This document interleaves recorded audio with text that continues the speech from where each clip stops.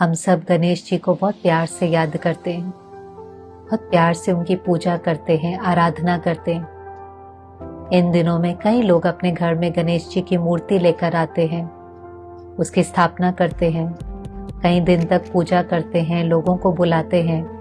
पर अंदर में ये भावना होती है कि हम ये सब कुछ करेंगे तो हमारे सारे विघ्न दूर हो जाएंगे। एक्चुअली गणपति नहीं है, गुणों का पति है। जब हम वो सारे गुण अपने अंदर धारण करते हैं, जैसे आप गणपति को देखें तो सिर ही किसका दिखाया है? हाथी का सिर दिखाया है। हाथी का सिर माना, हाथी बहुत इंटेलिजेंट एनिमल माना जाता है, जिसकी बुद्धि बहुत विशाल है, बहुत विजडम है, वाइज इंटेलेक्ट है, माना जिसके अंदर ज्ञान है, जिसके अंदर विजडम है, उसका हर कर्म श्रेष्ठ होगा। कान कैसे दिखाए? बड़े बड़े, कि जो भी सुने वो पहले फिल्टर हो। कान ऐसे है ना, जैसे छलनी जैसे होते हैं, गलत नहीं सुनना है, क्योंकि जो सुनेंगे वो मन में चलेगा, जो मन में चलेगा वो बोल और कर्म में आएगा और वो हमारी तकदीर बन जाएंगी। किसी की कमी नहीं सुननी, किसी की बुराई नहीं सुननी, सही सुनना है और सही सोचना है। आंखें कैसी दिखाई? छोटी छोटी, माना फार साइटेड है, दूरानदेशी है। ये बहुत जरूरी है। कभी कभी जब हम कर्म करते हैं तो सिर्फ आज का सोचते हैं, आज की सफलता, आज की प्राप्ति। ये नहीं समझते कि जब आत्मा शरीर छोड़ती है तो उसके साथ सिर्फ और सिर्फ उसके संस्कार और कर्मों का हिसाब किताब जाता है। हमारे हर कर्म का रिजल्ट हमें फेस करना होता है।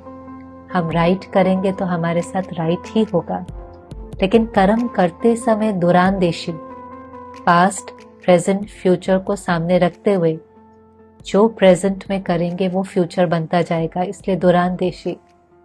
मुख छोटा दिखाते हैं, अर्थात प्यार से बोलना है, कम बोलना है।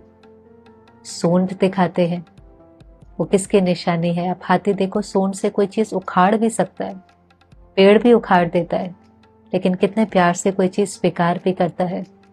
मतलब बहुत बैलेंस है, पावरफुल भी है तो लविंग भी है। इस प्रकार से अगर गणपति जी का पेट देखें तो बड़ा पेट दिखाते हैं। बड़ा पेट अर्थात समाने की शक्ति। किसी की कमी है, किसी की कमजोरी है, उसका वर्णन नहीं करें, उस चीज को सहन करके अपने अंदर समा ले। फिर अगर आप गणपति जी को देखें तो एक पैर ऊपर और एक नीचे दिखाते हैं। वो उपराम स्थिति की निशानी है। उपराम अर्थात दुनिया में है, सबके साथ रहते हैं, सब कर्म करते हैं, लेकिन सब कुछ करते हुए भी डिटैच्ड और लविंग है, न्यारे और प्यारे हैं। किसी के संस्कारों का, किसी परिस्थिति का, किसी बातों का प्रभाव मेरे ऊपर नहीं पड़ता है, और हम अपनी श्रेष्ठ स्थिति से, प्रभावों से परे रह करके जो राइट कर्म करना है वो कर पाते हैं, लविंग हो पाते हैं।